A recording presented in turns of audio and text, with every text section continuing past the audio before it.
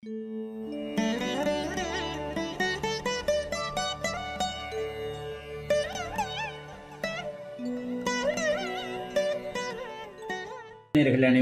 இனிய நல்வாழ்த்துக்கள். எல்லோரும் நன்றாக இருப்பீர்கள். போன வாரம் ஒரு கேள்வி, ஒரு கடக லக்ன ஜாதகத்தை போட்டிருந்தேன். அந்த கடக லக்னம், அதாவது கடக லக்னம், லக்னத்திற்கு 3ல் செவ்வாய் ராகு, 5ல் இவர் நீச்சம், ராசினா லக்னாதிபதி நீச்சம். திரையில் இப்போ வந்துருச்சு. போன வாரம் கேட்கப்பட்ட ஒரு கேள்வி, இந்த ஜாதகருக்கு என்ன அப்படின்னு கேட்டேன். திரையில் ஜாதகம் வந்திருக்கு. இந்த ஜாதகருக்கு பிறவியிலேயே காது கேட்காது. 1997 பிறந்த எல்லாருக்குமே அந்த அமைப்பு இருக்கும். அதாவது கன்னி வீடு சனி செவ்வாய் ராகுடைய ஒட்டுமொத்த தாக்குதலோடு இருக்கும். லக்னங்கள் மாற மாற அவர்களுடைய அமைப்புகள் மாறிக்கிட்டே இருக்கும். இங்கே பார்த்தீங்கன்னா 3ஆம் பாவகம் முழுமையாக கெட்டிருக்கிறது. சரி ஐயா, எடுத்த எடுப்பில் இவங்க காது கேட்காத ஜாதகம்னு சொல்லிட முடியுமா? இப்போதைக்கு சொல்ல முடியாதுன்றதுதான் உண்மை. இது ஒரு உதாரண ஜாதகமாக தான் போடுறேன். 1997 இந்த மாதிரியான ஜாதக அமைப்பில் நிறைய இதுகளை பார்த்துருக்குறேன். ஏன்னா இதில் இன்னும் ஒன்று தெரியணும், தனுசு வீட்டை சனியும் பார்ப்பாங்க, செவ்வாயும் பார்ப்பாங்க. தனுசு நாதன் நீச்சமாக இருக்கிறார். இந்த மாதிரியான அமைப்புகளில் பார்த்தீங்கன்னா 1997 பிறந்த ஒரு ஆட்டிசம் குழந்தையவும் ஜாதகம். இப்போ அவருக்கு கிட்டத்தட்ட 20 வயசுக்கு மேலே ஆயிடுச்சு இல்லையா? இதே நாட்களில் கொஞ்சம் மாறும், ஏன்னா முன்ன பின்ன இருக்கும். ஒரு வீடியோ போட்டிருக்கேன் பாருங்க. இன்னொன்று கட்டுரை கூட எழுதியிருக்கிறேன். அதாவது லக்ன பாவகம் பாதிக்கப்பட்டு லக்னாதிபதியும் பாதிக்கப்படும் போது எப்படி ஒரு இயலாத தன்மை விடுகிறது அப்படிங்கிறதுக்கு இதே மாதிரி போட்டிருக்கிறேன். 97 பிறந்த இந்த இதில் அந்த ஜாதகருக்கு அந்த பாவகம் கன்னியும் தனுசும் எந்த பாவகமாக அவருடைய லக்னப்படி அமைகிறதோ அந்த அமைப்புல அவருக்கு குறைகள் இருக்கின்றன அப்படிங்கிறது தான் உண்மை.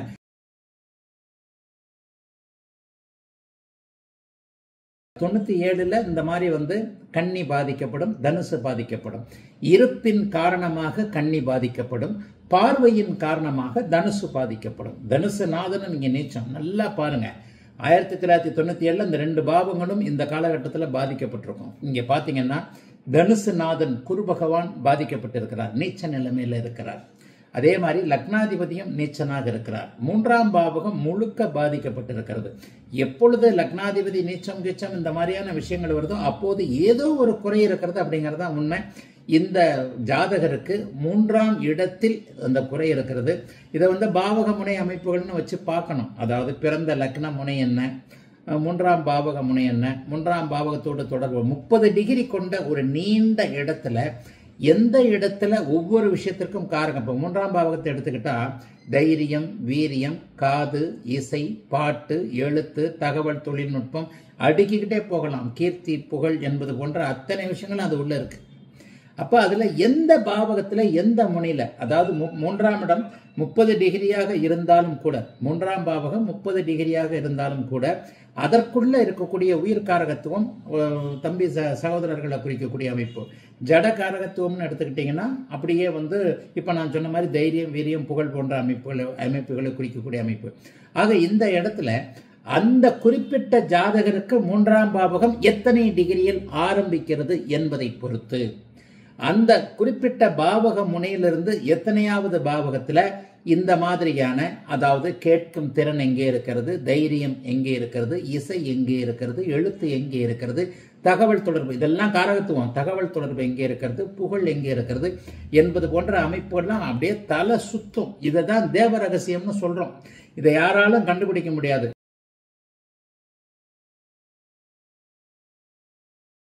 சுக்கிரனை பற்றிய வகுப்புகள் நடத்தினேன்.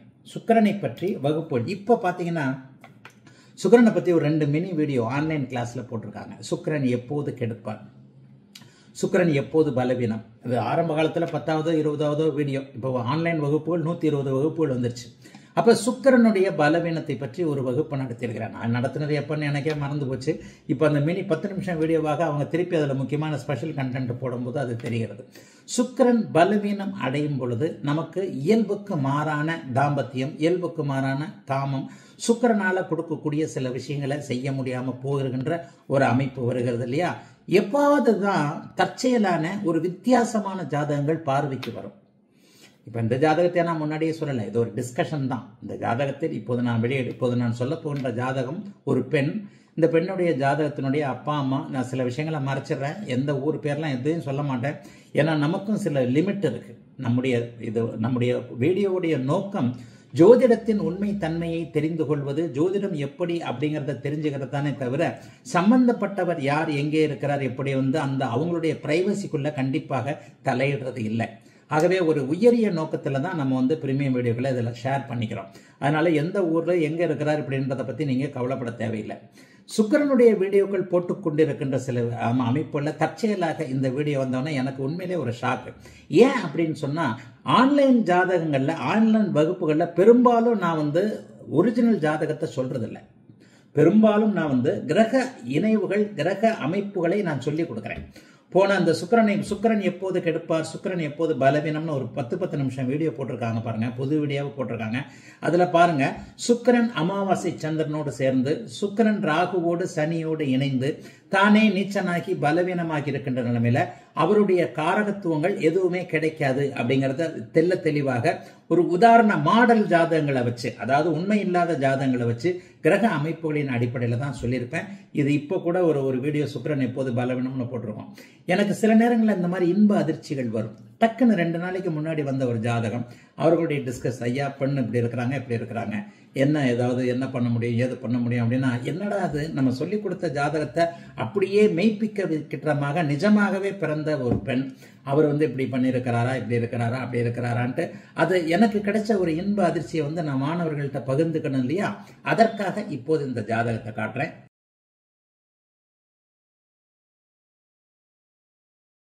இங்க பாருங்க, சுக்கிரன் நீச்சமாக இருக்கிறார். சுக்கிரன் நீச்சமாகி ராகுவோடு 8 டிகிரிக்குள்ள சேர்ந்திருக்கிறார். சுக்கிரன் 19 டிகிரியில் இருக்க, ராகு 12 டிகிரின்னு 8 டிகிரிக்குள்ள சுக்கிரனோடு இணைவு. சுக்கிரன் தானே நீச்சனாகி ராகுவோடு 8 டிகிரிக்குள் இணைந்து சனியின் பார்வையிலும் இருக்கிறார். சனியின் பார்வை எத்தனை டிகிரியில் இருக்கு?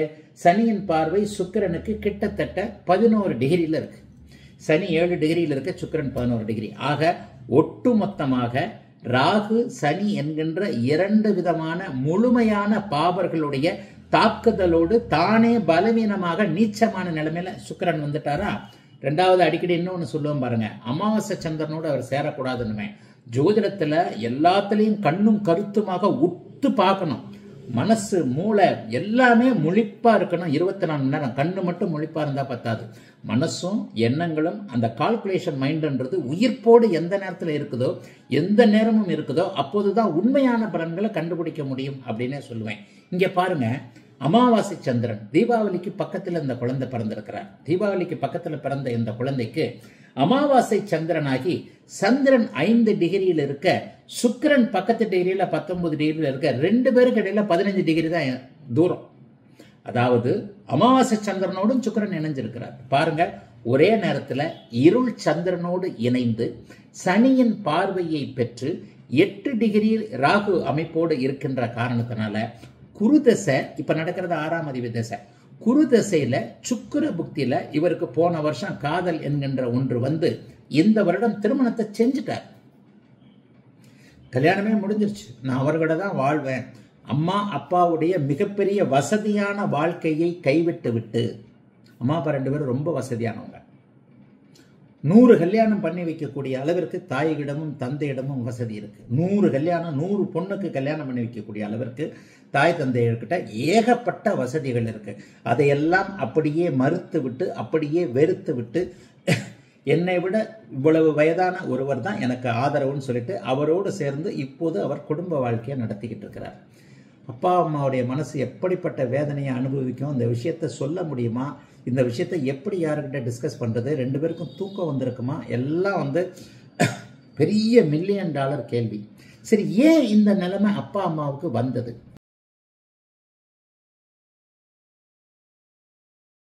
இந்த வீடியோவுடைய கேள்வி. இப்ப திரையில ஒரு ஜாதகம் வருது, இந்த வார கேள்வி. இந்த ஜாதகரும் ஒரு பெண்ணு தான். சரி, 23 ஜனவரி 1981 4:25 அதிகாலையில் ஈரோட்டில் பிறந்த பெண்மணி.